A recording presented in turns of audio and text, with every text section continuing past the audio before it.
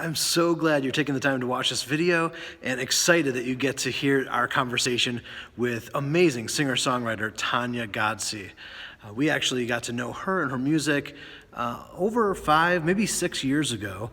And confession, we actually recorded this interview a few years ago, but we were kind of in a transition as an organization and knew we couldn't release it right away. So almost all the questions we asked were evergreen in nature because we knew we had to wait to release it.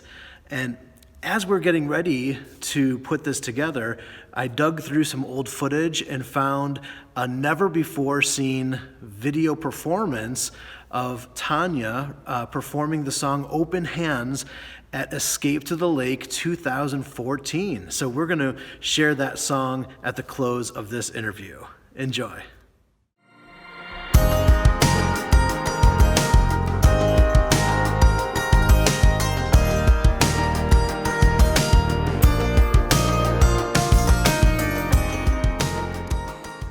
Tanya, okay, so let's start with artists that have inspired or informed the way that you approach music. What are some names that come to mind?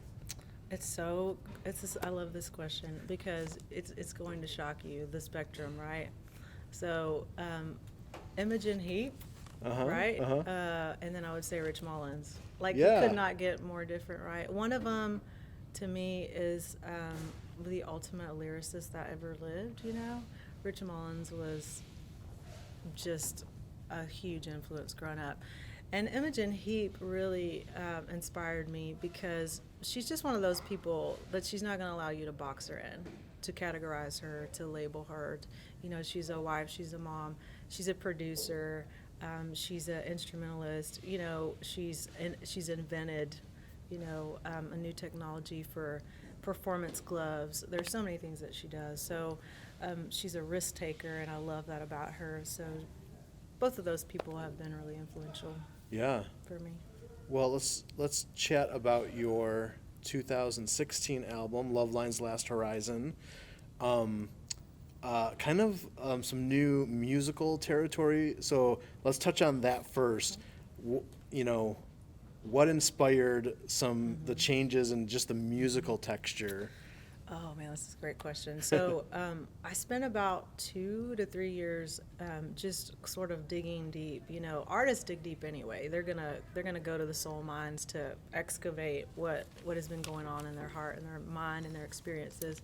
But I went back a little further into my history to just do a little bit of digging, like what has shaped me as a person, what did I grow up listening to, and what moves me, and what do I respond to.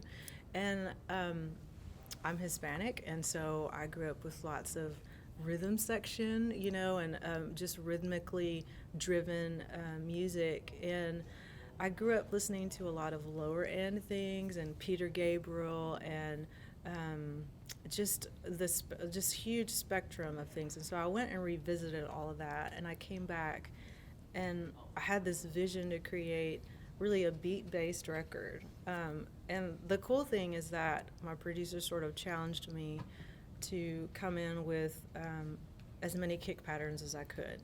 No pressure, but just come in with some kick patterns, and we'll see where this goes. And so those two things sort of ran parallel to one another. And I also bought an Nord, and it opened up a world of just sounds and just otherworldly, just beautiful things that I could tap into. And so those two things really influenced the whole beat-based vision, and then the sounds that I was able to tap into on my Nord. And then I just went from there and just wrote off of beats and off of hooks that I'd come up with on the Nord. Yeah. So as you were diving into the songwriting, let's talk a little bit about thematically what you wanted to communicate through the album. Yeah, it's really interesting. I had this vision going into it that it would be really an album about community, and then that didn't happen at all. I had to just scrap the whole thing. We walked through just a season in which our family went through sort of a crisis, which began on the morning of the first day of recording. And so when that happened, I sort of had to hit the reset button as an artist. Okay, so because I'm now I'm walking with my husband through severe depression and anxiety, I'm going to have to write about what this is producing in me as a writer, as an artist. And then it just ended up informing the hope that is woven into the record. And there were songs that were born from that suffering that are joyful and that are celebratory. And there are songs that are born from just the waiting, you know, and feeling like the heat on your face as you're just sort of waiting on the Lord to meet you in that place of need. So I would say that the themes are really hope and perseverance, reconciliation, and just the unflinching love of God, which is what we experienced as a family as we walked through that season. Yeah, that's great. Kind of a broad question, but I'd love to get a little insight about your songwriting. Mainly you as a songwriter, like, what is your process like? How do you approach writing music? Is there a method to it for you? For me, people don't often like my answer because it's really mystical, and it's not mystical on purpose. But when I write songs, like, I hear melodies and I hear words, and then I feel like my job is then to figure out where they go. You know, I hear this hook, this melody came to me, and then I just have to like put them in order, organize them. But I really feel like it's almost like this supernatural, you know, like it's just this thing that happens, and then I have to make space in my life. You know, I have to say no to the laundry and no to, you know, I have to make the space. I have to enter into that kind of discipline to do my part, to put the period at the end of the sentence. But I feel like the words come and the melodies come, and they're just always there. So just bizarre side question.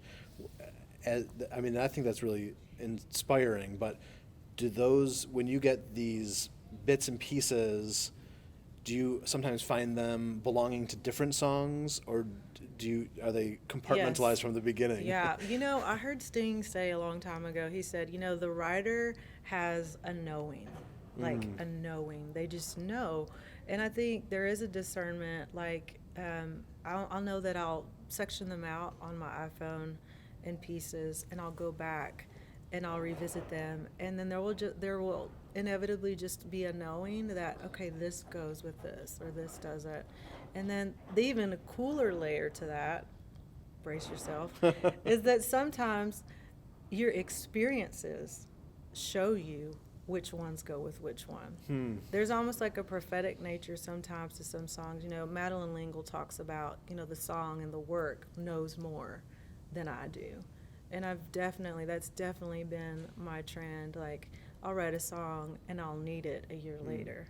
I'll write a song and it'll make sense 3 months later. Yeah. And for an artist, I think our process with the Lord is so tied in to our journey as creators. You know, it's beautiful. Yeah. It's fun. All right. So just a kind of bizarre question for you. Is there anything, all of us sort of have these secret things we geek out about. So what's something that's non-musical in your life that you are passionate about? It could be Okay. food or movies or entertainment or whatever. What's something that you secretly or whatever just are passionate? What's something Tanya Godsey's passionate Okay, about? I love traveling. Like secretly, if someone gave me like $1 million, I would just travel. Yeah. Right. But then, as far as like things that I can do from home that I can afford to do, I love movies. Like Secret Life of Walter Mitty informed this record. Wow. I mean, we played the trailer over breaks, and I listened to the soundtrack on the way to work and on the way back. And I'm deeply, deeply, deeply inspired by filmmakers and writers and screenwriters who just know how to take risks with their art. That really inspires me, and so that's one of the ways that I get filled back up again. Very cool. Well, thanks a lot. Thank you. This is called Open Hands.